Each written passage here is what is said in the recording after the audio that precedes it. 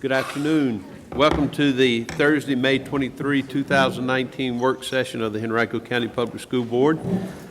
Members of the board, you've seen the agenda. Is there a motion that we approve the agenda as presented? So moved. Moved by Mrs. Cock. Is there a second? Second. Second. Second by somebody. Second by Mrs. Ogburn. All those in favor indicate by saying aye. Aye. Any opposed? Ayes have it. The motion carries. First item on the agenda is to enter a closed meeting for discussion of matters covered under items under items Alpha 1 and Alpha 2 of Section 2.2-3711 of the Code of Virginia 1950 as amended, pertaining to the following: the assignment, appointment, performance, disciplining, and release of contract for specific school board employees, including a hearing pertaining to a school board employee grievance case number 18-19-E-8, in the admission and discipline of specific students. Is there a motion to go into closed session for those purposes? So moved. Moved by Reverend Cooper. Is there a second? Second. Second by Mr. Pike. All those in favor indicate by saying aye. Aye. Any opposed? Ayes have it. We will now move to closed session for those purposes. All right, members of the board, our first order of business, having returned from closed session, is to certify that only those matters that were identified in the motion that led us to closed session were discussed while we were in closed session. Is there a motion to certify the closed session as such? So moved.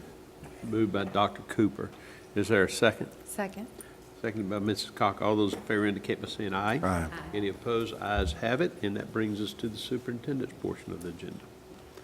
Thank you, Mr. Chairman, and I will take a moment of personal privilege to wish you a very happy birthday, Thank you very much. and we thank you for spending it with us. Yep. Now, the tradition is that you sing happy birthday Uh-oh. to me, but we'll waive it today. I don't want to run our audience out I of the room. understand. We'll but waive it today. We do wish you the very best. Thank you. All right. For the first item, the superintendent recommends that the school board approve the appointment of administrative personnel for the 2018-19 and 2019-20 school years. Oh, I skipped. Actually, yeah, I that's skipped. okay. Sorry. Let's return. Got 4.01. distracted on the birthdays. 4.01, the superintendent recommends that the board take action on employee grievance case number 18-19-E-8. Thank you, members of the board. You've heard the superintendent's recommendation. Is there a motion? Mr. Chairman, I move that the board approve the recommendation of the superintendent in employee grievance case number 18-19-E-8 and approve the recommendation for dismissal. Thank you, Mrs. Ogburn. Is there a second? Second.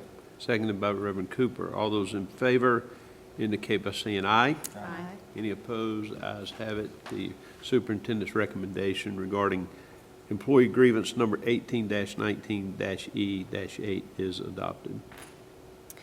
Thank you. For the next item, the superintendent requests approval of administrative appointments for the 18-19 and 19-20 school years. Thank you.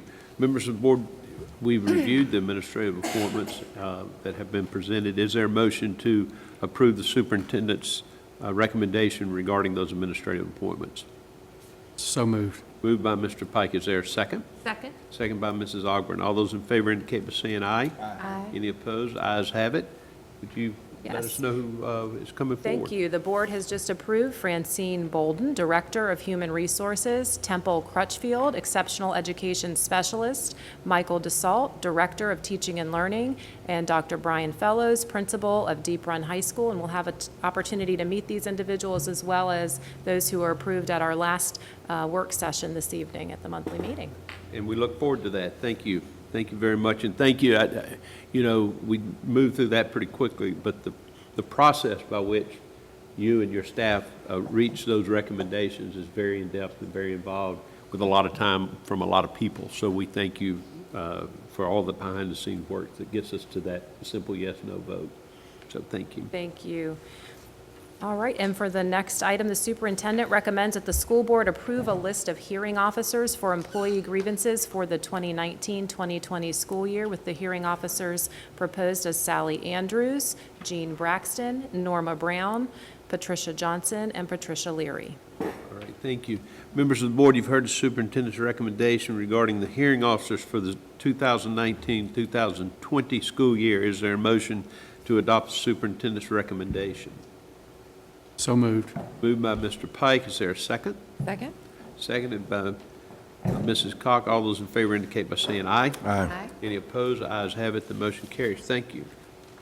Thanks. And for the next item, the superintendent's recommending that you all receive an update from our Henrico Education Foundation, Mr. Taylor, who will be sharing information regarding a new extended day enrichment program for Greenwood and Shady Grove Elementary Schools beginning September 2019.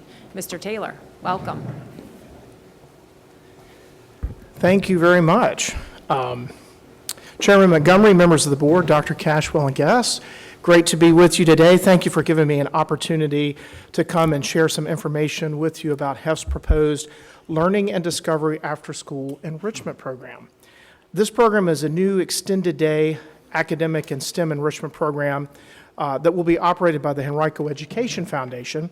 We plan to pilot the program at Greenwood Elementary and Shady Grove Elementary beginning in September. Learning and discovery will be tailored to the specific needs and interests of each school under the guidance of the school principal. You may be wondering about the need and why the pilot of the Learning and Discovery program. Our answer to that is simple. It's about increasing student opportunities and access to hands-on learning. For those of you that have had a chance to go with me and hear my elevator speech to funders, I often tell people to think of the Henrico Education Foundation as the research and development arm of the school system. It really is through this role that we recognize the need for additional enrichment activities within our schools. Between August 2014 and January 2019, HEF has provided more than $453,000 in innovative classroom grants for 103 projects in various schools across the county. In addition, HEF has funded numerous other projects for STEM education, literacy training, behavioral supports, and technology in each of our magisterial districts. These grants come from ideas and projects imagined by our teachers, our principals, and administrators, and they are really a window to view the needs and gaps that often exist district-wide. These projects, along with my observations of other school divisions and foundations as the Virginia representative on the National School Foundation Association's Industry Leadership Council, have given me, as well as the foundation team, a vision for excellence in learning beyond the concept of the traditional classroom. And a few of these projects I wanted to highlight that have really given us some insight to this. Some of these first have grants, the maker spaces and maker hubs. I know we funded some of those in each of the magisterial districts at multiple middle schools and elementary schools, really engaging students in STEM and robotics and technology activities.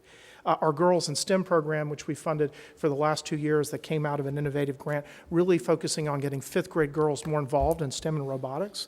One of my favorites has been Greenwood's Trout in the Classroom project. If you've had a chance to see that, I know we've shown that off a few times, as well as a grant to Shady Grove to increase staff and student engagement through service learning and really getting a sense of community there.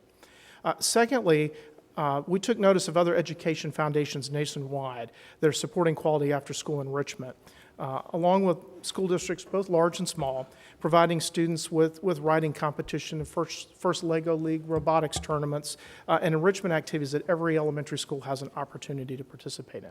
That, along with our partnership with the district with 21st Century Funding in schools like Glen Lee, where we're having an opportunity to really engage folks academically after school.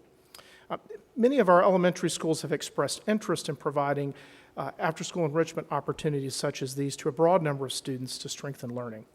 Unlike districts across the country, unfortunately, few Henrico schools are regularly participating in First Lego League robotics competitions, some of the service learning programs and science bowls, and we think that the Learning and Discovery program will make this opportunity more available to students and families district-wide.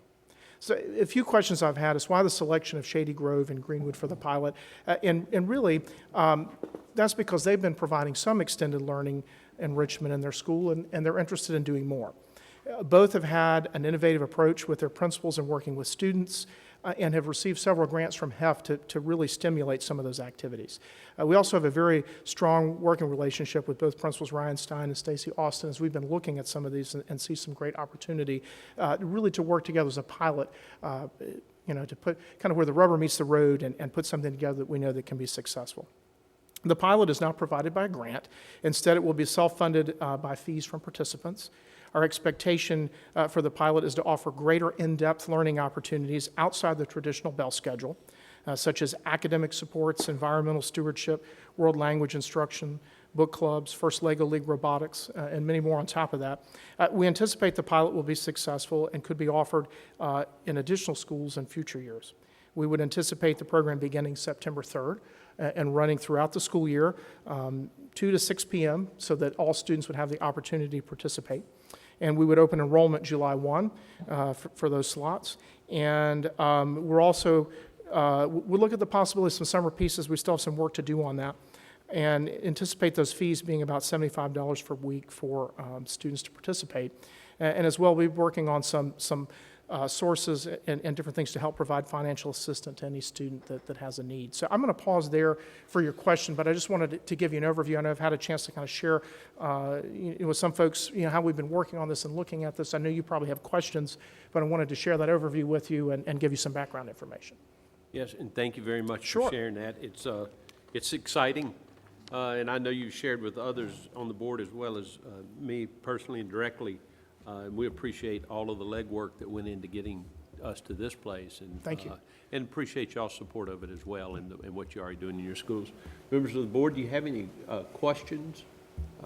Yeah. Comments. Okay, or comments. Comments are welcome. Comments as Thank you, well. Mrs. Hunt. And since I sit on the HEF board and represent this board, I've heard the research, the comments, the work that has gone into this. And so I want to commend the HEF organization and the board. Thank you. For all that research before you got started. I appreciate- thank you, appreciate that's that. wonderful. And the selection of these two schools, I think, will be really good for the community. It's well supported by the board. And I think the schools are set up right to do it. But if you could tell us a little bit more, Yes. expand on your visits, looking at this kind of program that other foundations are running, I think that might help my fellow board members Sure. understand the legwork that did go into that. Yeah, it does. And I would really, not to brag on HEF, but really we are kind of the leading edge. We're glad to do that, but kind of on the leading edge here in Virginia, doing a lot of things that we see our peers doing nationwide. So I sit as the Virginia representative on the National School Foundation Association's Industry Leadership Council. And that group is looking at initiatives and things across the country and best practices, and actually looking at a accreditation process for accrediting foundations as well, and I'm sitting on that committee. And what we're seeing is a lot of foundations and school districts that are using things like the First Lego League robotics to really engage elementary students in STEM activities and holding those competitions within their own district so that every school can participate, no matter whether it's students coming from a high poverty school or community or those from more affluent. It gives everybody a chance to participate. It also, a lot of them are also setting clubs up so that we can really engage, our girls and young women in some of these activities and give them a chance to meet with others in the industry that serve as judges and participants in that. Along the side with writing and literacy and reading initiatives and things that are really seeing some outstanding engagement. And many of these divisions and foundations are helping reduce summer learning loss and spending time with the kids to find out if there's a particular need, how can we help address that so those students are successful, the school has the resources they need, and it's things that, again, sometimes outside the traditional bell schedule. If you want to do a deep dive on a science project, if you want to do a water quality study, you can't really always fit that into the school day. This gives you an opportunity to engage in that very in-depth learning, make it fun and affordable for folks, and really teachers love it too because it gives them a chance again to dive into things that they just don't have the time for often during the school day. Well, I'm especially excited to see the emphasis on, or the introduction of robotics for our elementary school kids. Honestly, I think that's kind of a gap that we have that we're now going to be able to meet and at least begin to meet. And I would love to see that expand across the county. But Would as well, yes. the other thing you didn't mention that I don't think, at least, Okay. that just for the information of my fellow board members, is the kids will go home every day having done their homework. Yes. Get homework support. They'll have the ability to get help if they need it and to have that support given to them at school. And I think that's important too, that they go home Yes. feeling that support. They have the opportunity to do that. And working with teachers that want to earn a little extra money, certified teachers that can sit down and help a child that's falling behind in a particular subject. So again, those kids are going home with their homework done, but they're also having some instruction and assistance with things, especially if it's an area of need. You know, and that can have a real impact. One of the things that we were really excited about at Glen Lee with the things that we did over the summer through the 21st Century funding this past year, 78% of the students that participated in that program increased one or more F&P levels from the end of school in June to the beginning of school in the fall. So we're really able to engage that summer learning loss. And so we've seen a lot of those things that said, you know what, some of this is about making it fun and engaging and how often you're doing it and having quality, you know, certified teachers that know how to do the instruction. And so those are the kinds of things that we want to bring in because it's fun for the staff, but the kids enjoy it because while it's learning, it's different than the regular instruction day. Well, and one of the things we talked about on the HEF board was this is not daycare. This Right. is not intended to replace another program that might exist Correct. in another school. If we expand this, because it's going to be limited in number. Right, at some it would point. be. But, you know, I think this fills a niche that's not there. And that's the beauty of this. It's, like I said, not meant to replace something else, but it's in addition to something we don't have, and it gives, you know, another opportunity for students to That's right, it gives them succeed. some So, options. But thank you. No, thank you, I appreciate that. Those are great I questions, think thank you. it's Thank you. Thank you, Mrs. Ogden. And thank you for your service on the health board, too, for representing Thank you, I us so appreciate well. it. So, anyone else have a have a question. Yes, Dr. Cooper. So, based upon the performance of the program with these two pilot schools, Yes. what's the speed to market in regards to expanding it? You know, since Glen Lee is one of my schools, I've seen firsthand, physically being in the building, physically speaking with people, the benefits that have been derived from this program, which is exciting. And you and I just briefly spoke recently in Yes. regards to it. So kind of tell me what it is that we're going to be looking for, looking at, you know, the scope and the scale and the speed to market to expand it, what criteria we might utilize to offer this. Because the price point, first and foremost, is Right. excellent in regards to the time frame that it covers. But then you add into it what it brings. It just magnifies the potential of this program. That's great. So the first part of that, just to share too, the foundation has applied for 2 additional 21st Century grants that could support Ratcliffe Elementary and Wilder Middle School. So fingers crossed, we would hear back in early August on those if we're successful, which would immediately expand those programs in the fall, starting as early as October 1st with that. With the others, really we'd want to take a first semester deep dive and work out the mechanics. You know, part of the way that we would do this learning and discovery is to have a committee at the school, the principals engaged and involved so that it is connecting back with specific needs and interests at each school.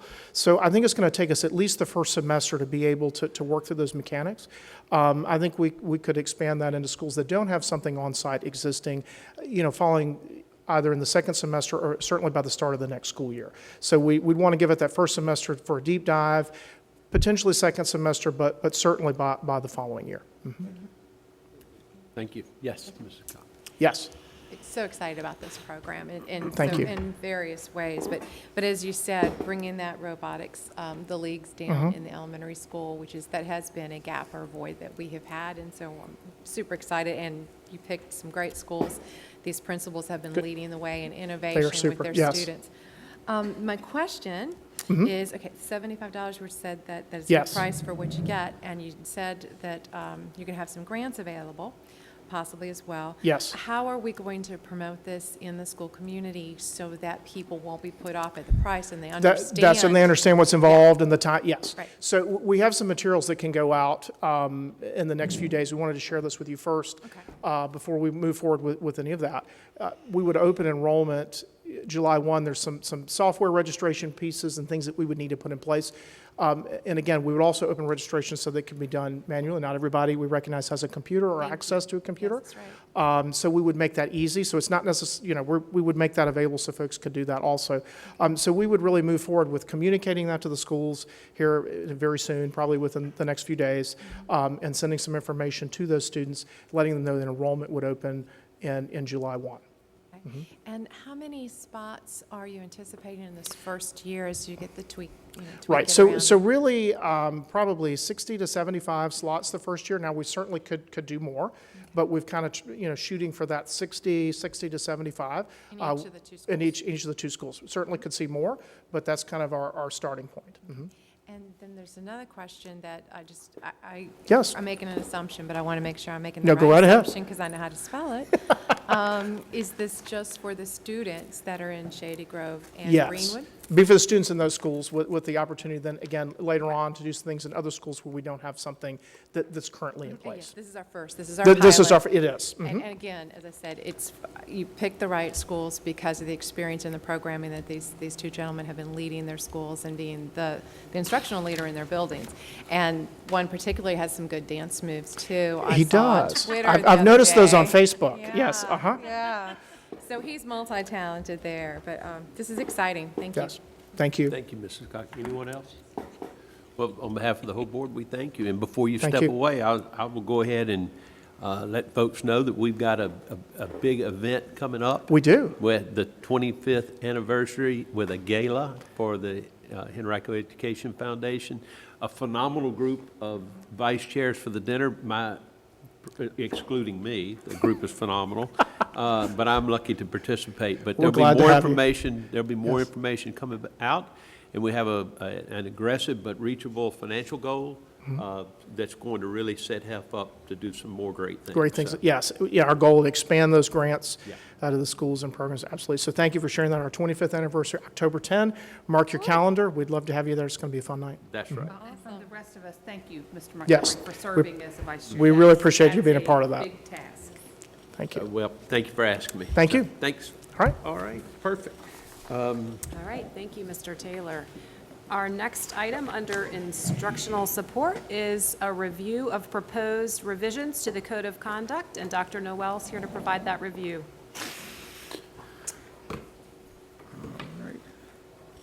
As you prepare, I'll just let you know, we really didn't miss you in closed session at all. I'm So- trying to do my best. It's Yes, nothing personal. that's right. Nothing personal. Your absence was well noted and appreciated. All right. Well, Mr. Chairman, members of the board, Dr. Cashwell, it is again that time that we're here to make proposals for the 1920 Code of Student Conduct. The good news is the proposed changes are at a minimum this year, so hopefully that means we are doing something right. We start with electronic devices for elementary school students. As the code currently reads, for middle and elementary school students under a first offense, it's confiscation of phone, parent contacted by person confiscating the phone, verbal warning, parent must retrieve the phone. But due to the security issues of the phone and the value of these phones and children needing phones after school, we propose changing that language to parent guardian contacted, verbal warning, the device may be confiscated until the end of class or the end of the school day, but we do not keep the phone overnight on that first offense. For the second offense, it currently reads confiscation of phone, parent contacted by administrator, parent must retrieve phone, detention, or in-school suspension. We propose changing the language to parent contacted, device, again, may be confiscated, but a parent guardian must come retrieve the device and other disciplinary consequences may apply. Moving on to secondary level, very similar. This current code reads confiscation of phone, parent contacted, verbal warning, parent must retrieve phone. We propose changing it to parent contacted, verbal warning, device may be confiscated until the end of class, end of the school day, just as it is for elementary and secondary. For second offense, confiscation of phone, parent notification, disciplinary infraction, enter will be placed into the student's conduct record. We propose it goes to the other parent contacted, device may be confiscated, but a parent guardian must retrieve the device and other disciplinary consequences may apply. Moving on to the actual, I had a question. or any questions at this point? Yeah, I believe that Dr. Cooper has a question about this particular change. So when the phone gets confiscated, who is responsible for securing the phone? Because I had a specific issue where a teacher took a phone and somehow or another the phone disappeared, and it was an issue of liability, who was going to replace the $300 phone, and from my understanding, the teacher was not necessarily directly responsible for that phone. My understanding would be the person who confiscates the phone is responsible for securing it. If it's taken by a teacher, then given to an administrator, then at that time, the administrator takes ownership of the phone, and it should be secured. So if the And that's teacher, why we chose not to keep it overnight, unless it was necessary. So I guess the clarity for me would be, so is it going to be understood or implied that if you confiscate it, you turn it into an administrator, or do you keep it and give it back to the child in certain instances? If you're going to keep it until the end of class, then I would imagine you would keep it on your person or in your locked drawer or somewhere. But if you're going to keep it at the end of the school day, if you don't turn it over to the administrator, then make sure it is securely locked somewhere. Because this one was an honor code kind of situation. Right. So they, put your phone on my desk. Oh, I understand. So it wasn't secured, and so somebody wasn't very honorable. Right. And the phone disappeared. Yep.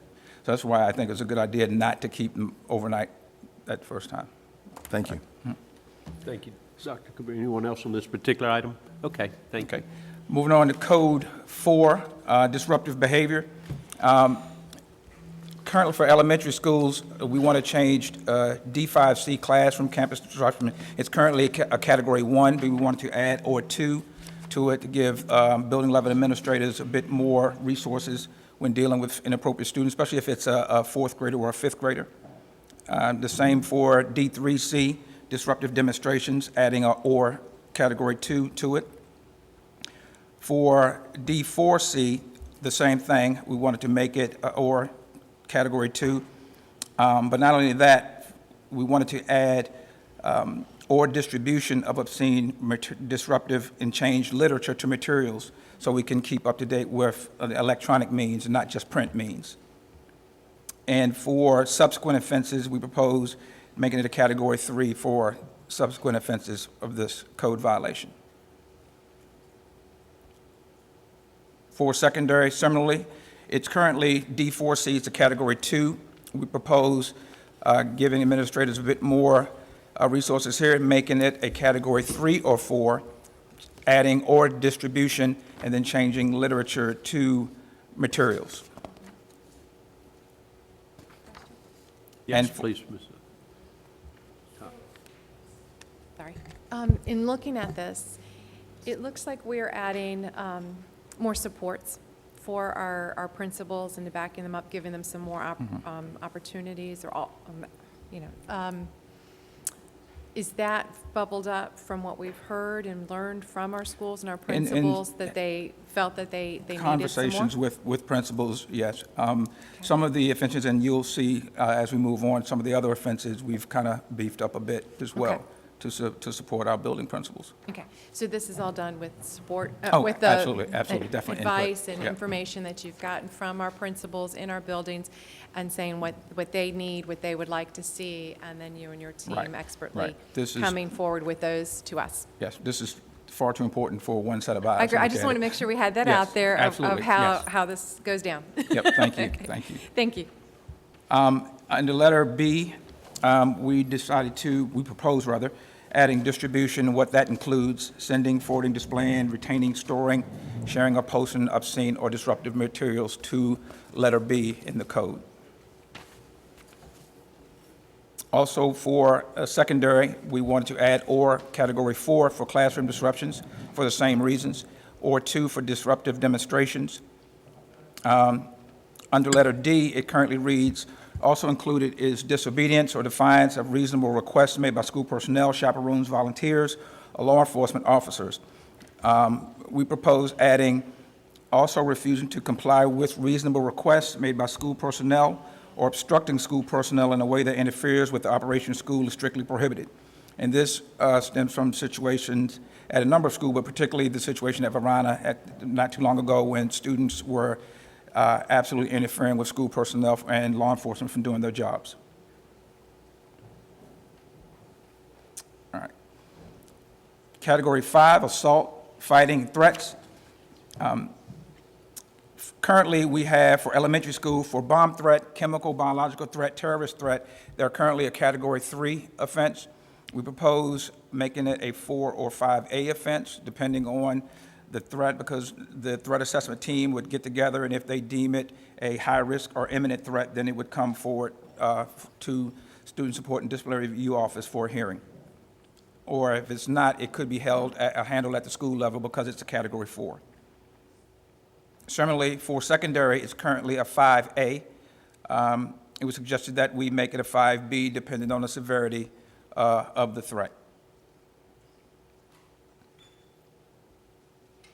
For Code 12, sexual harassment, inappropriate sexual behavior, currently SX7, sexual offense consensual, is a category 5A. We propose adding 4 or 5A to it for a couple of reasons, to bring it in line with our other, if you will, less serious sexual offenses in the code. They're already 4 or 5A. And I guess there's no easy way to put this. If the consensual sexual act is with oneself, we would make it a Code 4 violation. We also wanted to add to the language, sexual harassment includes distribution of obscene materials and the rest that's already in the code. We wanted to definitely add the distribution piece to it. And lastly, we added a change to the bullying definition. As you can see, we added is exposed to behavior that causes severe trauma. Two main components of bullying are aggressive behavior that involves unwanted negative acts, added that are intended to harm, intimidate, or humiliate the victim. Remove that piece, and the rest remains the same. And that is it for 1920. Questions? Board members, you've heard the recommendations. Are there any questions or comments at this time? Ms. Montgomery? I'm sorry, Ms. Ogburn. That's all right. I don't know if you have the whole code like we do in front of us, but I did have a question about a section you didn't cover today. Is that okay if we do that? Yes, now? which section is that? Okay. Section 8 on transportation. Okay, I would need to look at It is page 32 on the Can you- elementary, Are you able to pull which that is, up? I think, the same for Okay, high school. I can look at she's it. gonna pull it up right quick. No, she's gonna pull it up. It's either 32 or 52. Yeah, I'm controlling it. Transportation. 32 or 52, Okay. either one. I think Yeah. they're pretty much the same.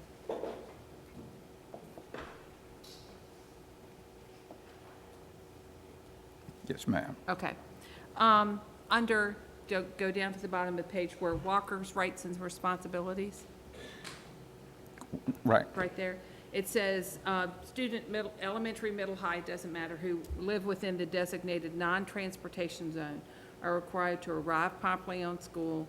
Parents are, the assistants of choice, but students, the last sentence, students are prohibited from violating the rights of others, including homeowners, apartment dwellers, and businesses on their way to and from school. And this applies to that door-to-door policy. So I thought if you could just take a moment and reiterate what that policy means. I've had questions about The this lately. door-to-door? Door-to-door is Yes. from when the student leaves home, walking to the bus stop, to Right. the time they get to school, to the time they leave school, arrive at the bus stop, and walk back home. Whether Now- they are walking or riding a bus, they're basically our responsibility from the time they leave home to the time they get back home. From what I understand that to mean. Okay. Where it says that they are prohibited from violating the rights of others, we don't define what happens to a student or any consequence if they do violate the rights of others. Does that go back up to category 1 at the top of this page? Does that cover that? Well, it would as well. depend on what kind of Right. violation they did. If it's, because we've unfortunately had situations where there are battery assaults walking home, Okay. and the parents will either say, well, this didn't happen on school property, it was on the way home from the bus stop. And that's when we explain to them that door-to-door does mean we still have Covers jurisdiction. that, right. Now, the one gray area there is if the student gets off the bus and gets in a car with somebody else and goes to the mall, we don't have jurisdiction over them at that point, even though they haven't gotten home. So Right. that's one of theirs. But if it's walking, or even if they go home, stay a while and come back outside, once they are in the house, our jurisdiction has ended. Right, but for a walking student, let's say they trespass, they do damage, something like that, it would be covered from what I am Right. looking at the top of the page, under category 1 offense, but under that door-to-door policy. Yes. Okay.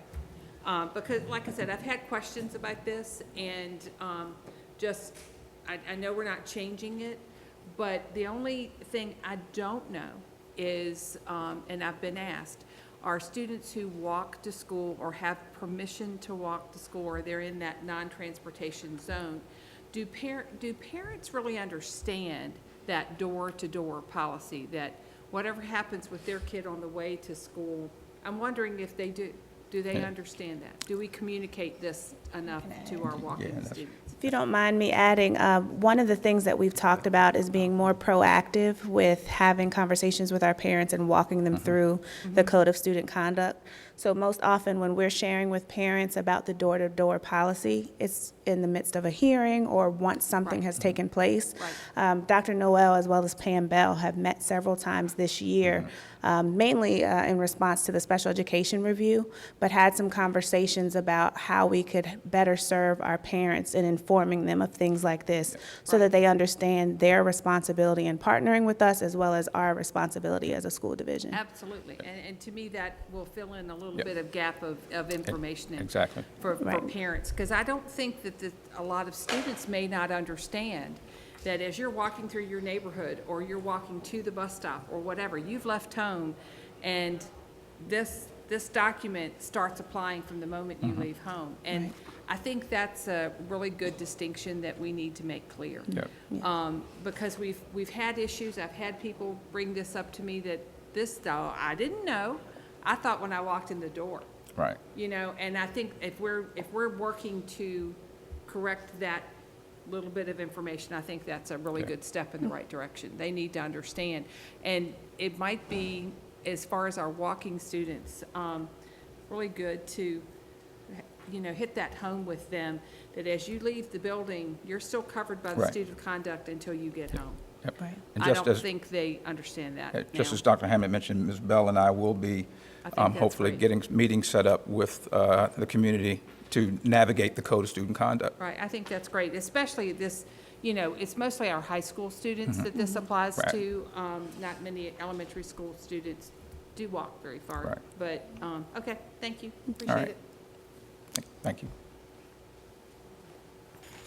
All right, and the next item under instructional support will be a review of our federal grant funding, which includes Title I Part A, Title II Part A, Title III Part A, and Title IV Part A grants, for which we'll actually be seeking the board's approval at the June 20th meeting. And Tina Alsop is here to provide a review of those grants in advance of our ask for approval. Okay, thank you. Good afternoon, Chairman Montgomery, Vice Chair Cooper, school board members, and Dr. Cashwell. This afternoon, we would like to share information with you regarding the federal and state grants for the 1920 school year. Federal and state grants are estimated to be just over $15.3 million. The Title I, II, III, and IV grants for 2019-2020 were prepared using level funding. Final district allocations from the Virginia Department of Education are not available until September. The Head Start grant includes a slight increase in COLA funds this year. The VPI grant will have an increase of just over $900,000. During the 1920 school year, the preschool slots previously funded by federal Virginia Preschool Initiative Plus grant will be funded through the VPI grant. The Title I application is anticipated to be just over $8.8 million. 21 schools are identified for Title I support. These schools will operate using the school-wide model. The school-wide model allows funds to be used for all students. The Title I Part A funds provide additional financial assistance to schools with high numbers of children from low-income families to ensure all children meet challenging state academic standards. The 2019-20 application provides instructional staffing to support literacy and mathematics. Preschool staff and resources are provided to support the Early Learning Preschool program. Additional classroom teacher positions allow for reduced class sizes. Professional learning and family engagement, which are both mandatory components of the grant, are also included in the application. The Title II, Part A, is anticipated to be just over $1.2 million. The purpose of the Title II, Part A is to increase academic achievement for all students through improving teacher quality. The Title II grant will continue to fund 8 class size reduction teachers in identified Title I schools. During the 2018-19 school year, Title II funds were used to provide professional learning. This will continue during the 1920 school year. Professional development opportunities will focus on the Henrico strategic plan with an emphasis on 4 areas. The 4 areas are special education, equity, diversity, and culturally responsive practices, behavior, restorative practices, social-emotional learning, and mental health supports. The Title III, Part A, is anticipated to be just over $350,000. Title III, Part A is utilized to provide teachers with instructional support as well as provide professional development for English learners and classroom teachers.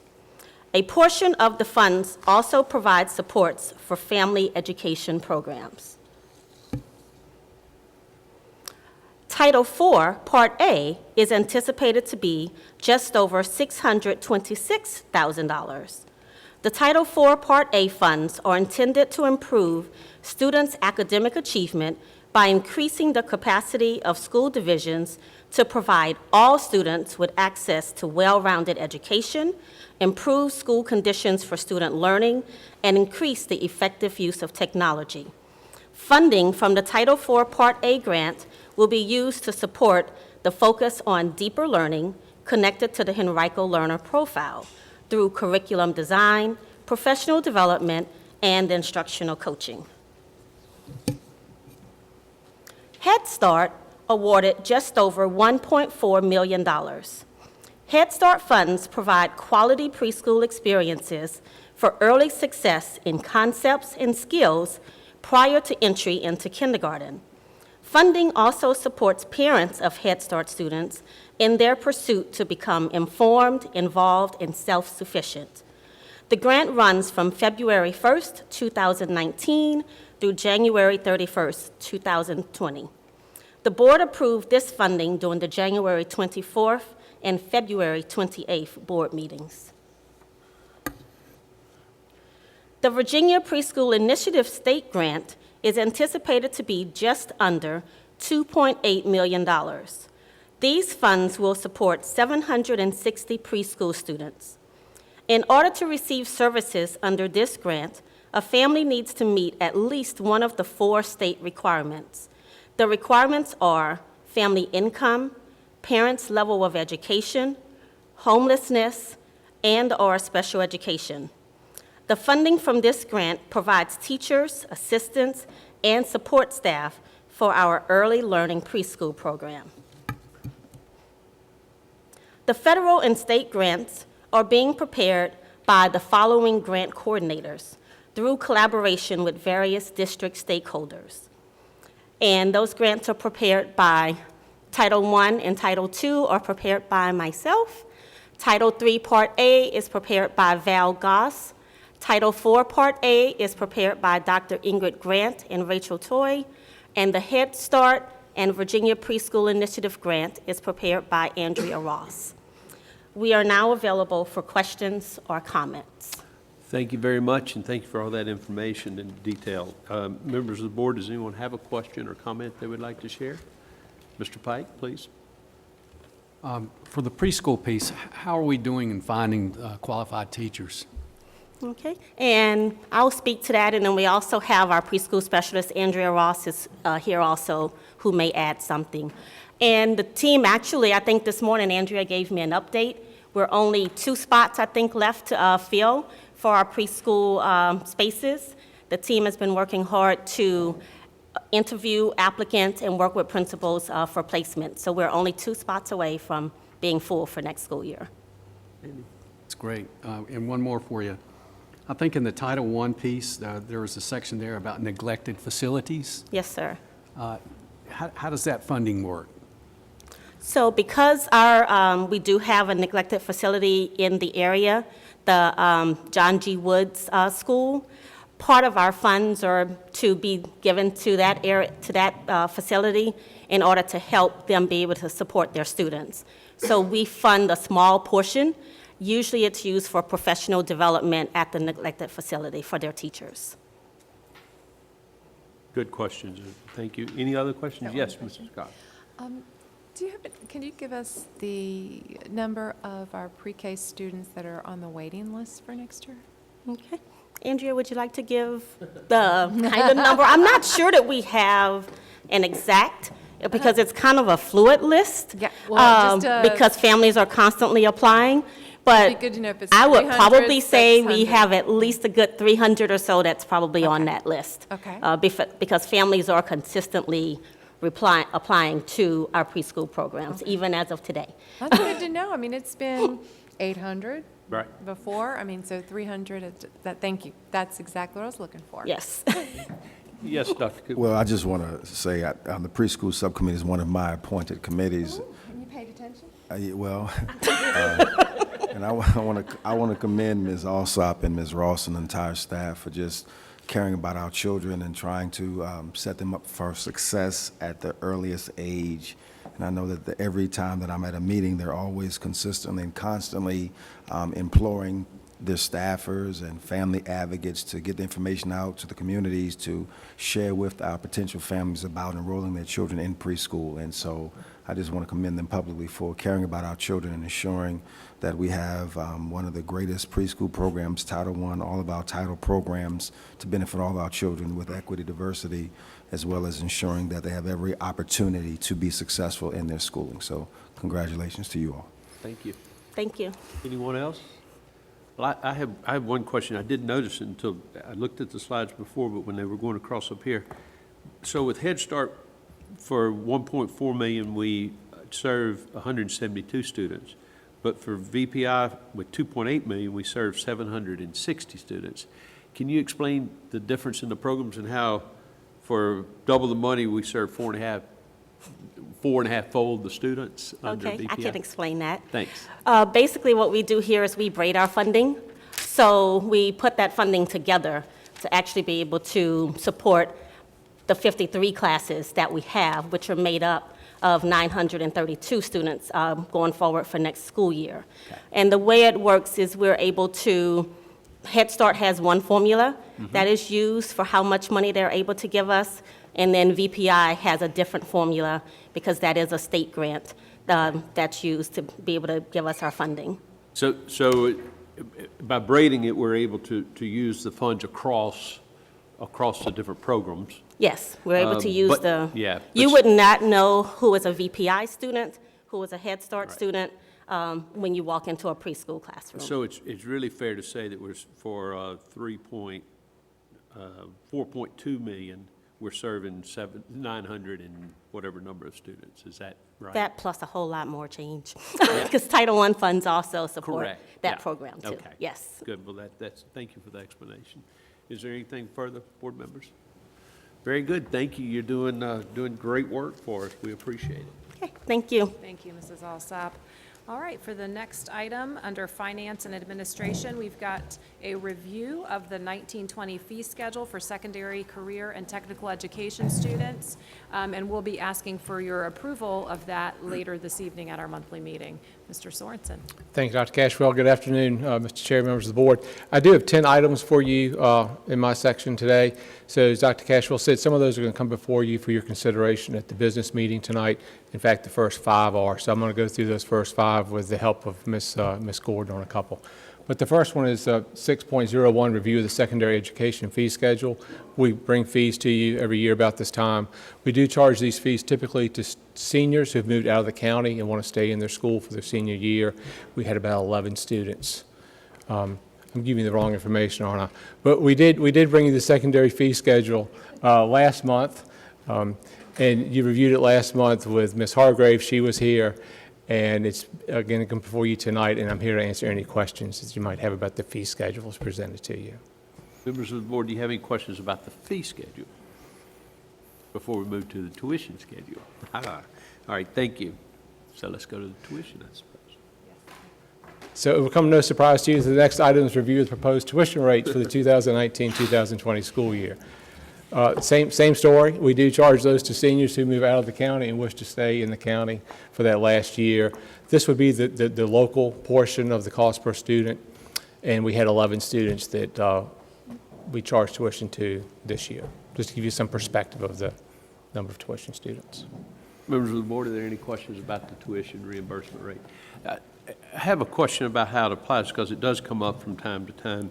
If we have a student that we discover is attending Henrico and is not eligible to attend Henrico, they live outside the county, they're subject to being charged these tuition rates, correct? That is a good question, Mr. Montgomery. Yes, sir. In fact, we have something that just recently occurred where we did realize there were some students that attended a high school that should not have been, and so we have charged that family tuition for that attendance. And do they receive that by letter or something of that? They do. They receive it by letter. Typically, a couple letters. We give them, we think is a reasonable amount of time to pay.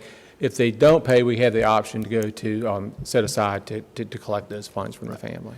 But it is there in the event that that student were to be discovered to have re-enrolled back into Henrico County Public Schools and still or become ineligible or not be eligible for education in our system, then we're kind of sitting there with a unpaid bill that Correct. Could be compounded, but at least there's that opportunity to go back and say, we kind of we let you know you owed it, we didn't collect it. Correct. And now you're coming back again, maybe we re-examine our decision not to collect, so. Right. Okay, very good. And you probably don't have it here now, but it would be interesting, I think, as a piece of information to share with us the number of students that we do end up on an annual basis. I'm curious about trends too, if we see those sorts of things. So, not that we want to deny anyone an education, but it is funded by our residents and taxpayers, and so that we have an obligation on their behalf. So, thank you.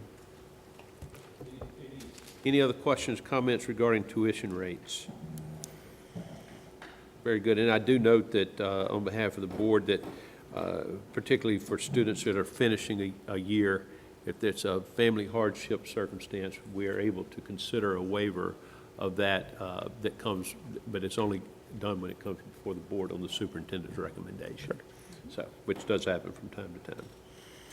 That's correct, and we'll get back with you on information related to the number of students who have asked for tuition. Right. All right, the next item is a review of a resolution for which we'll be asking your approval later this evening, related to allowing school division employees to participate in a long-term insurance program through the VRS. Mr. Sorensen? Thank you, Dr. Cashwell. So the Virginia retirement system is allowing school divisions and local governments who have not done so before to opt into a long-term care insurance program for employees. The adoption of the resolution allows employees the option to participate in the program. We anticipate the county will also opt into the program at their June meeting.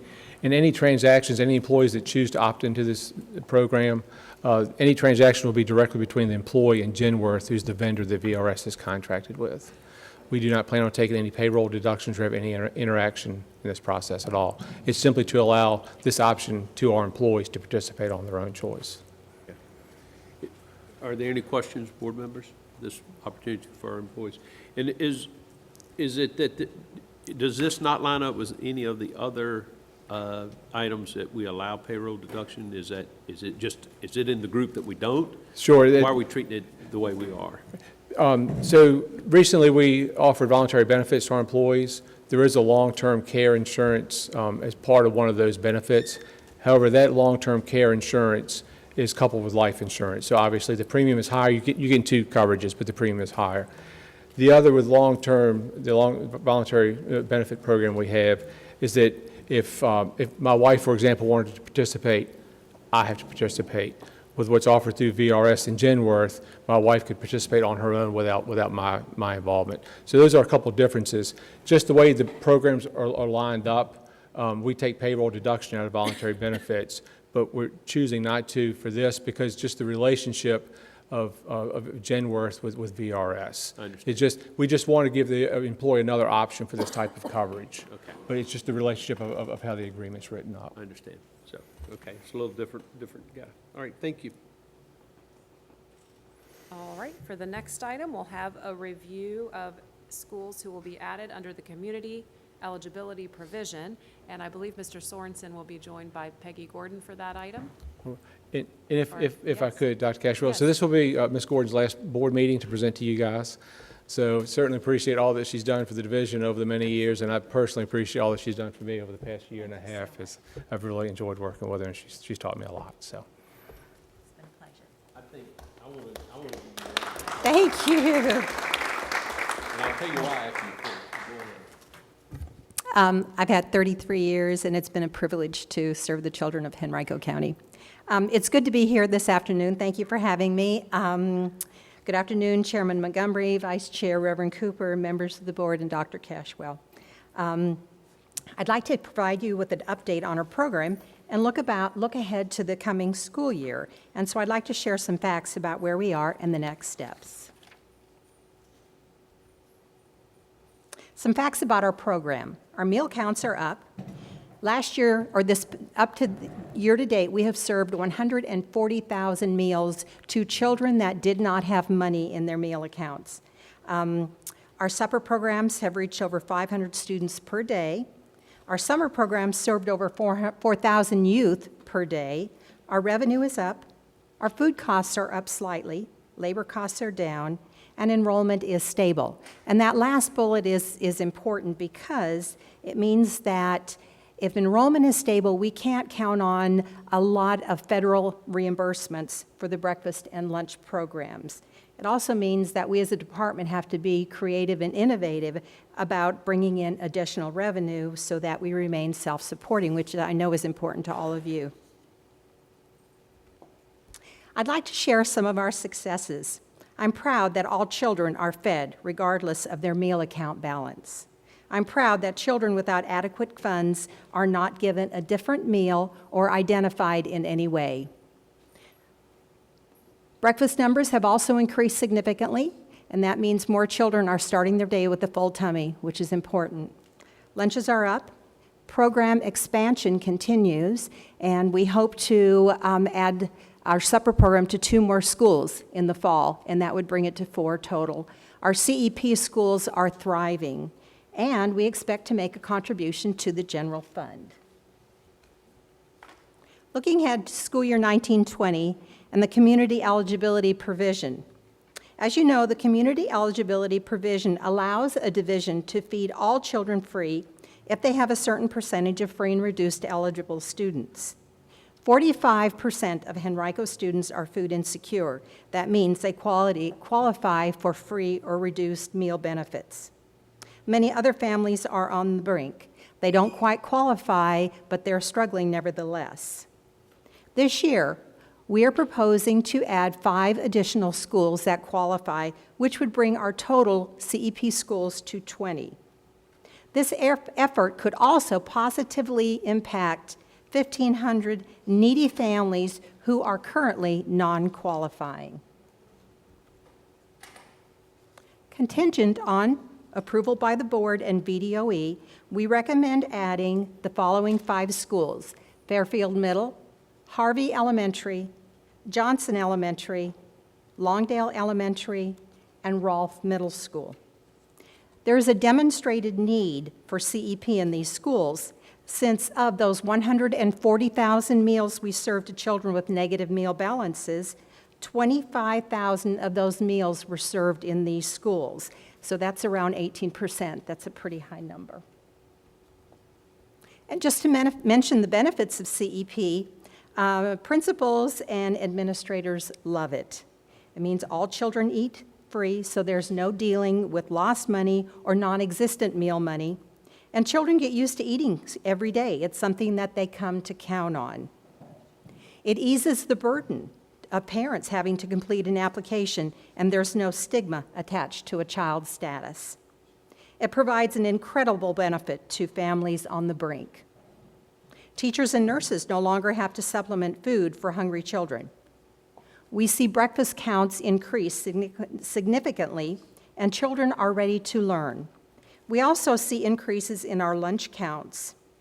And CEP has proven to be a financial benefit to our school nutrition department. It helps us to remain self-supporting. Any questions? Members of the board, are there questions? Yes, Mrs. Scott, please. That very last line, how does it help us to remain self-supporting? Well, many of the children that are currently at the reduced status or full price status suddenly move to the free status, and so that reimbursement is higher, but it also means that of those 25,000 students that we fed and didn't get any revenue or reimbursement for, we now get a full $3.31 for those students. The participation goes up, breakfast increases sometimes by 20%, and we just see that kids across the board, if they can eat free, they participate more. It's a win-win. It is very much. Thank you. Anyone else? A couple of short questions, I hope. What is the percentage that must be eligible for a school to become eligible for the program? There are two percentages that they look at, and the first one is basically it's the direct certified list, which comes to us from social services, and a school has to be 40% or greater. And then the other thing is that the free and reduced percentage should be at least 62%. And most of these schools are right around 46% directly certified. But they're so close in the numbers that this is why we picked the 5. And beyond these 5 and the other 15 to make the total of 20, are there others that are either right on the brink of or would be eligible that we should There maybe looking at? down the road, and these numbers sometimes change. Most of these are at 46 or 47%, and then the next group down is somewhere around 44%. Okay. So It gets much closer to that 40% threshold. it does, yes. All right. And as you do that, the claiming percentage changes, so it's not quite as advantageous to us financially. That's correct. Let me think here. Let me see here just a second. So on the slide where you said a contribution to the general fund, Yes. explain that to us. At the end of the year, whatever we have left, after we have paid all of our expenses, the difference between our expenses and what we have left, that goes into the general fund. And so currently, I think we have $7.1 million in the general fund, but the Virginia Department of Education requires that we have a 3-month operating enough in the general fund to operate for 3 months. And so that would be around $6.6 million. I'm sorry. Fund balance. Fund balance, thank Fund you. balance, yeah. So right now you have a fund balance of, as we head into the end of the year, of 7 About $7.1 million. and by the criteria, we had to have at least 6.6. 6. Okay, so there's about a $500,000 surplus at this, operating surplus at this point. Correct. Okay, wonderful. And I don't think there's a lot of people that are able to say that across the state, so.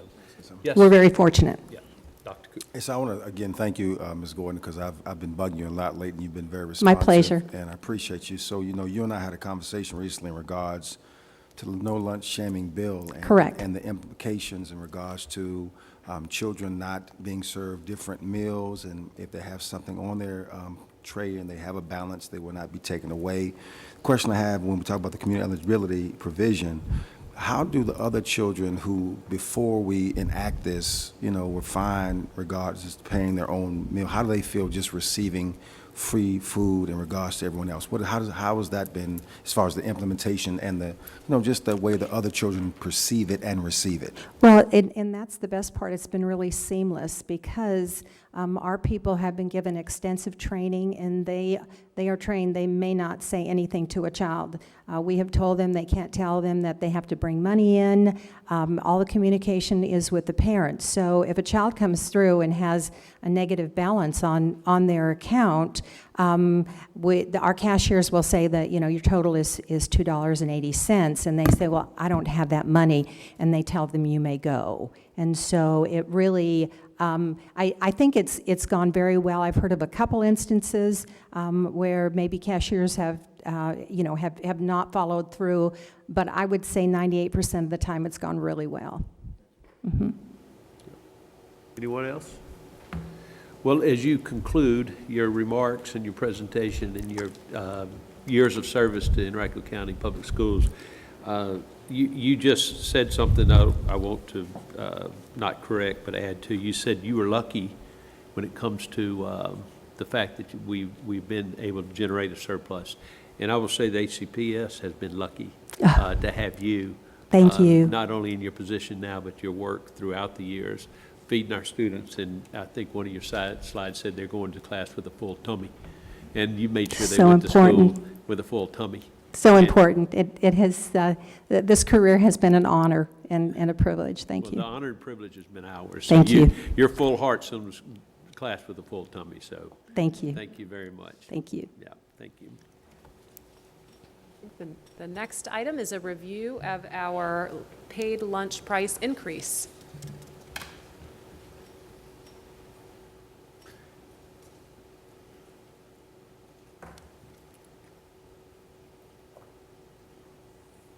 Okay, so paid lunch equity is a USDA requirement that ensures the reimbursements from the free and reduced students are not subsidizing the full price students.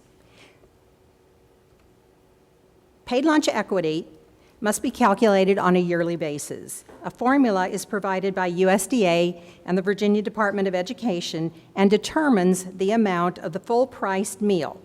Last year, we had no price increase. This year, after running the formula, we find that a 10-cent increase has been mandated to increase the price of our full-price lunch to $2.90.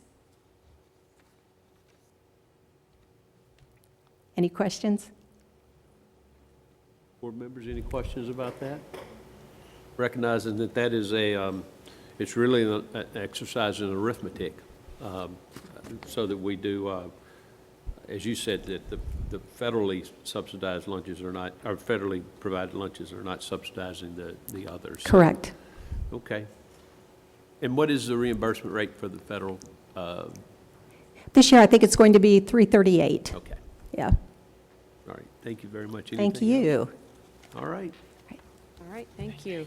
And now Mr. Sorensen's going to return because we have a number of policy revisions, proposed policy revisions that he'll be reviewing with you. The first one is a review of proposed revisions to policy P4-08-008, annual leave. Thank you, Dr. Cashwell. The HCPS policy caps the payout of annual leave to an employee upon separation at double the accrual rate. The county's policy allows payout for the full balance of annual leave separation. The proposed change before you changes this policy would align the HCPS policy to the county's, which we typically try to be in alignment with all the county's policies. This policy has been posted on the division's website for public comment and will be presented to you for consideration of approval on June 20th, 2019. Members of the board, are there any questions about the annual leave revision? I do. Yes, please, Mrs. Harden. So the wording of this is exactly the same as the county policy, our new policy, you're saying? It will be. It Well, exactly the same. I'd have to double check that, but it is certainly in compliance with the way the county pays out their employees for annual Okay, leave. because when I read this, I have to be honest, it didn't make sense to me, because it's repetitive in a way, and I didn't know if there was a difference between credited annual leave and unused accrued annual leave. Are they the same? Right, so we had to read a couple times ourselves, but right, the difference is that I can only accrue a certain amount, and at the end of the year, I'm brought down to that accrual cap. Okay. What the county does is they give you credit for all your annual leave, so you can be above the cap and still get paid out if you're leaving. All right. So you could have up to 90 days to get paid out, Correct, but only can carry forward 60 correct. at any given time. That's right. So, All right, and so my other question is, and the policy doesn't say it, does this come automatically to the employee, or do they have to ask for it, or how does that process work? Right, it's part of when an employee leaves, it's automatic payment out to them. All right, because it doesn't really say Right. automatic, but, and I wondered, are there forms, because there's always a form to fill out. So I wondered if there was some process for getting this, but if there's not, okay. I'm good. very good, thank you. Anyone else? All right, good. All right, next is a review of proposed revisions to policy P6-11-003, other sale of food items. The proposed change to this policy better defines the times that food cannot be sold to students outside of the school nutrition program. Again, this policy has been posted on the division's website for public comment and will be presented for your consideration of approval on June 20th. Members of the board, are there any questions, comments, concerns? Look at me, because I still have my, Yeah, I'm looking. because I do. Yes, please do. I'm sorry, because I think there's a word missing. If you look at number 1, I don't know if we have it up. Looks like to me the word from is missing. I know it's picky, but right before the time, from until, word it correctly, Okay, so, right before the time, okay, so as from. from Okay, 12:01. okay. Otherwise, it's not grammatical. That's it. One word. While it's not a policy question or comment necessarily about the policy itself, I just passed along an implementation observation. We just had a meeting at, not a meeting, but the Henrico County Council of PTA event at Henrico High School, and they had a nice yellow sign on their vending machines that were right there in the common area. And I don't believe, if I remember correct, that the time that was noted there was the time of the old policy. I believe it allowed for some sales that were not necessarily in the correct time, so Okay. we just need to make sure. And then secondly, I sat next to a student from Verona High School, and she said they have a really small sign, and apparently the machine won't give you your food, but it will take your money. And so she said, boy, I wish we had a big yellow sign like that. And her mom said, well, why don't you put a big yellow sign like that up? And she said, I'm going to do that tomorrow. So it just, a simple thing. Sure. But, and whatever y'all want to do is fine with me, but it just seems like there was a gap in implementation somewhere Okay. along the way. And for all we know, there could have been a sign at some point. It just, it's not, we're near Right. the end of the year. It may not be there. But she said, oh, yeah, they'll take it. It won't give you food, but it will take your money. So Did you give a refund? Well, I did not give any money, nor do I expect any money. what's the problem? So, all right, thank you. All right, next is a review of the proposed new policy P7-04-021, World Language Credits for Students Demonstrating Language Proficiency. So this is a new policy to provide an opportunity for any student who demonstrates proficiency in a world language to receive credit for his or her proficiency level. And again, this policy has been posted to our website, and it'll come back before you on June 20th for consideration for approval. Any questions? Very good, thank you. All right, and the next policy for review are revisions to policy P7-09-004, graduation requirements. The special permission locally awarded verified credit accommodation has been added to provide these students, those students with disabilities identified under IDEA or Section 504, who previously might have accessed the Virginia Substitute Evaluation Program with a pathway to earn the necessary locally awarded verified credits to obtain a standard diploma. All right, And Madam Superintendent, I would think it would be, and it may have already been done, but important to share this with our Special Education Advisory Committee and some of the others to make sure that they're fully aware of the changes and how it's going to be implemented for our various students and so forth, so. yes, and I see Dr. Hamlet making her way, so I Yes. think she's going to add to that communications, but you're right, it is essential to have a, Because this is a communicate this substantive beyond. change. This is not many of these things are kind of bringing our policy in line with with practice and with just clarifying a few points. This is a substantive change to the addressing the graduation requirements. It is, and this was in response to a superintendent's memo that came out in November, but multiple stakeholder groups were included in the development of the policy, to include SEAC, as well as our Department of Assessment, Research, and Evaluation, our testing folks. But just to put things into context, the VSEP test, we've had 4 students who have accessed that test over the past 10 years, and we serve over 6,500 students with disabilities. Now, of course, along the way, they had other opportunities for assessment, such as VGLA and VAP and some others, but this allows them to receive a locally awarded verified credit by, of course, successfully passing the test, as well as taking the SOL once and scoring at least a 375. So they no longer have to take the VSEP in order to earn that credit. Okay, good. Thank you.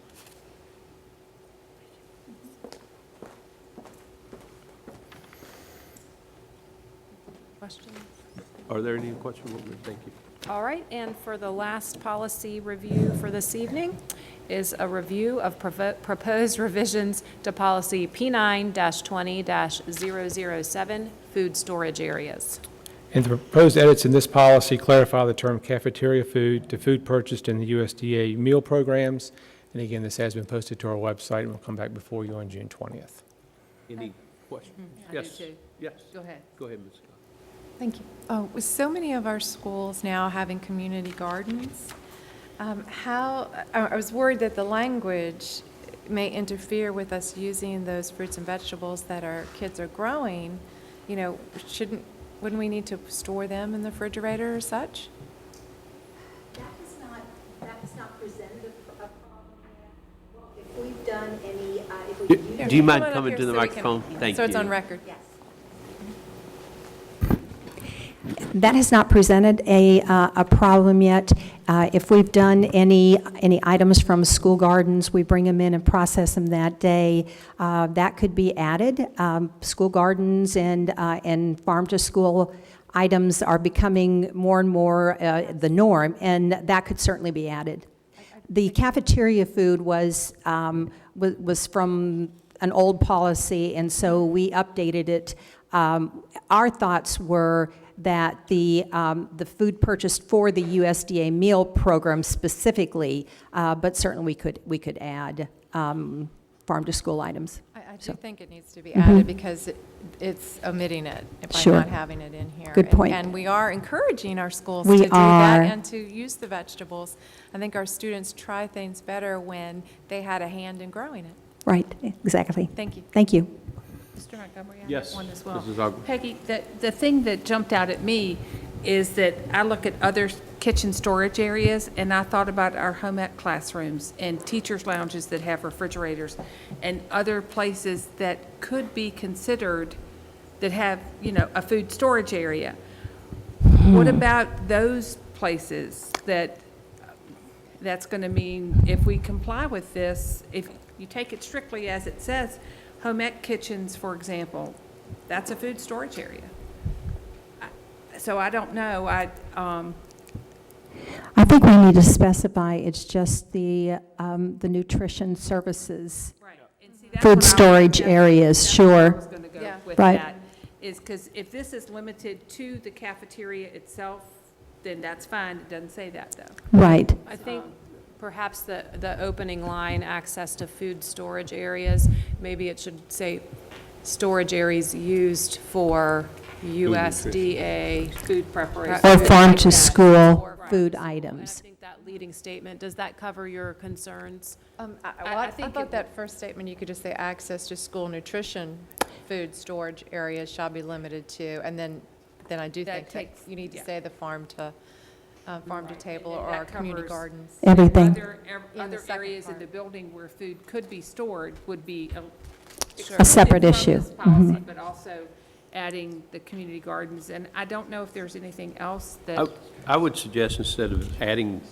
expressing community gardens or something of that nature, because even regardless where it comes from, it's going into a USDA food Right. program. So why don't you just say purchased or otherwise acquired For the for USDA food service? And that way, That would cover it all. that would cover basically anything that's in school nutrition services. Any storage area is limited to those items which are Right. going to serve in the Which are cafeteria. purchased or donated, correct? So you Okay. just say purchased or otherwise acquired, whether it's Yes. donated or however it comes to be. Yep. Okay. The USDA program. All right, sounds good, thank you. Thank you. We'll make that revision. Good catches, Board. Thank you. Okay, next, we have 2 items under operations. The first one is the review of a construction contract to Atlantic Constructors Incorporated in the amount of $256,788 for the replacement of the dry pipe sprinkler system at Springfield Park Elementary School. Susan? Who's here to- This project, the sprinkler projects, these are to replace the dry pipe system. We only got one bid on one school, so we will proceed with doing that school, and that's the Springfield Park Elementary. We will rebid the other 2 schools probably in the December, January timeframe when we feel like we'll get a better response from the construction industry. Yes. Just a quick question. I assume this is a meals tax project? Yes, ma'am. Thank you. Okay. Anyone else have a question or comment regarding this? One quick question. Yes, please. What's the life expectancy on those pipes? I mean, how old is Springfield Park? I'm trying to remember. That's a good question. Oh, shoot. It's in the 20-plus year range. The dry pipe system has had some issues along the way. All right. Not anything that we could look into getting somebody to come take care of. It's out Right. of any kind of limitations as far as a legal action. Right. It's more wear and tear. And they've had issues with the pipes dropping pressure because it's a dry pipe system. Yes. When it drops pressure, that's when it will call for water or set off an alarm to call for water. Okay. So we want to go in there and go ahead and replace those pipes and eliminate any false calls with the Right. system. Any, they required inspections? Yes, sir. And did we do that, or we did contract for those inspections? Usually we contract for anything fire-related. We Okay. generally use an outside vendor to do any independent inspections. And we also had a designer involved on this project. Mosley Architects, one of our annual contracts.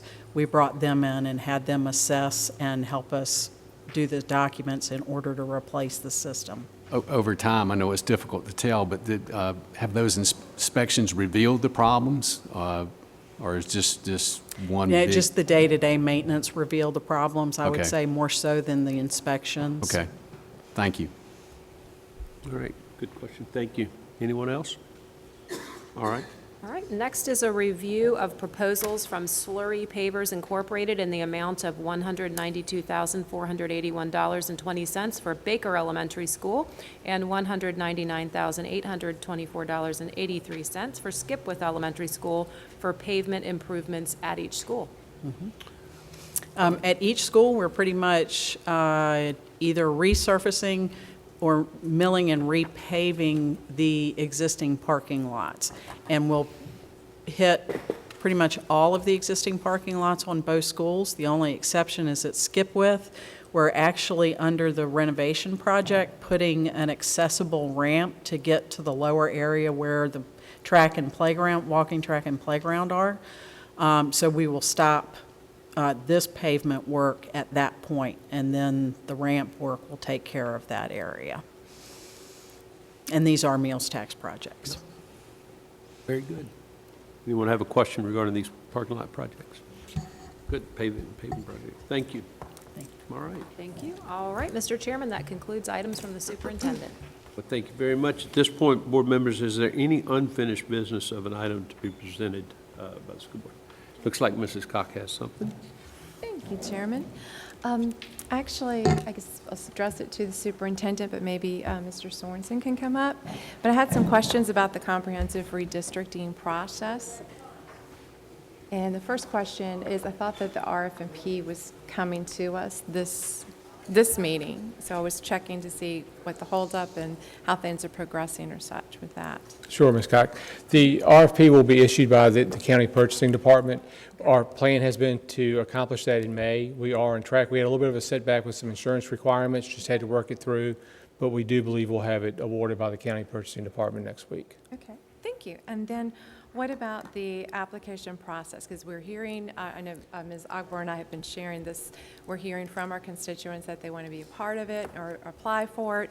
I know that we also had shared our concerns with having this process go through during the summer when maybe our constituents have other things on their mind.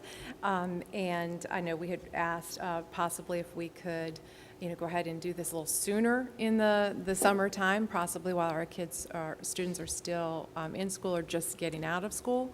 And if you could fill us in a little bit on that, I'd appreciate it. Sure, I can help with that. So what our plan has been is we really wanted the contractor to come on board and run the application process to, kind of ensure objectivity. Certainly there would be input, there could be input by staff, there could be input by the board if that's desired, along the way. But we were really hoping the contractor to come on board and start the application process.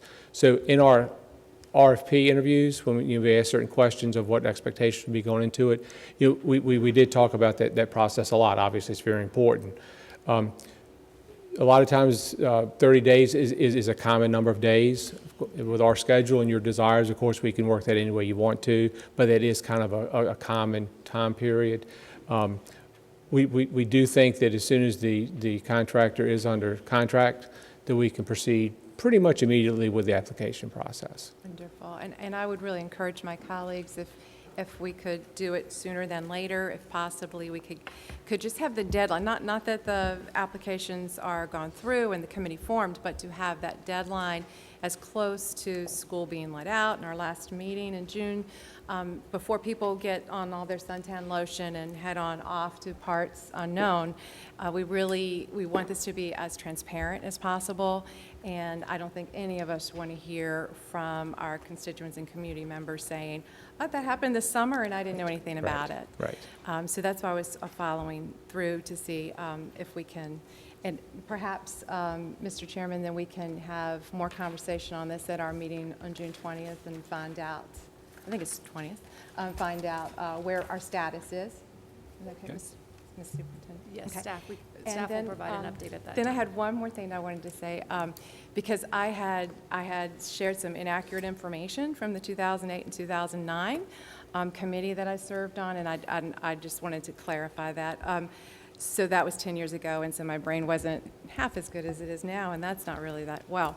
But I had said it was 2 representatives from each school, and the reason I'd said that was because I carpooled with someone, and from my neighborhood that I dearly love, and it dawned on me, hey, she represented the middle school, and I represented the high school. And so that came to me last week, and so I checked with the superintendent and you to verify and to see, was it 2 members from every school or was it 1? And so it was 1 member representing each school. So with our 69 schools, that would be like 69 members of this committee. And then, of course, if you divide it down into 3, you break it up into your middle, high, and elementary, or you break it up by feeder patterns, it would be smaller clusters, which is what you had come to us and talked about wanting a smaller group. Because we would meet as a large group to learn the process and to get our marching orders, if you will, to understand what we needed to do. And then it was broken down into the smaller group so that you could get your work and roll up your sleeves and get your work done in a group that's, 25 or so. Right. So I just wanted to put that out there, though. And Debbie Gordon didn't even call to tell me that I was wrong, but I remembered that we had just gone through the process together, and she wasn't representing the same school. So it was 1 each. Well, Ms. Cock, if it makes you feel better, I went through and found some notes from last time Okay. that I've checked on since we talked. So you were at the middle school level. There were 2 from each school last time. So, Okay. and you're correct. There were 3 subcommittees last time, each with about 24 people. So they were broken out into more manageable groups like that. Very good. But one last point? Okay. And I still feel very strongly that every school needs to have a voice. And so I do ask and encourage our our board members and our superintendent to ensure that every school, and not our programs, but every school, which I think that's 69, right? I'm terrible at math. But make sure that every school has a voice on this committee. And Ms. Cock, if I could add to that, of course, we need a representative committee, but also these are public meetings, so even folks that aren't selected for the committee, I mean, there will be public input, there'll be people taking notes and addressing those concerns during the meetings, to your point, to ensure that there's participation from everyone. Thank you. Yep, very good, thank you. Yes. I'm going to echo a couple of things that Mrs. Cox said, and appreciate you looking back in those notes, because one of the things that I'm hearing is a lot of people's memories are foggy on 10 years ago. But I do remember one thing, because I was part of that effort as well, that there was a job found for every person who applied, even if they weren't on the committee. We gave them something to do. And so I know that if we could look back to what we did before, and so if you find other information, I think that would really be beneficial to us, so that we do things the way we have historically done them, and we don't have any missteps. But I think that's important, because I sometimes, people, they apply for these things and they are upset when they don't get chosen for the core committee. But if we can give everybody something, I think it's a good way to get our community involved, and it's going to take the community be involved to get this done right. But no, I appreciate Mrs. Cox's efforts I agree. Let's go ahead and at least get those applications in, and the deadline before school is out, or our last meeting, or whatever it is.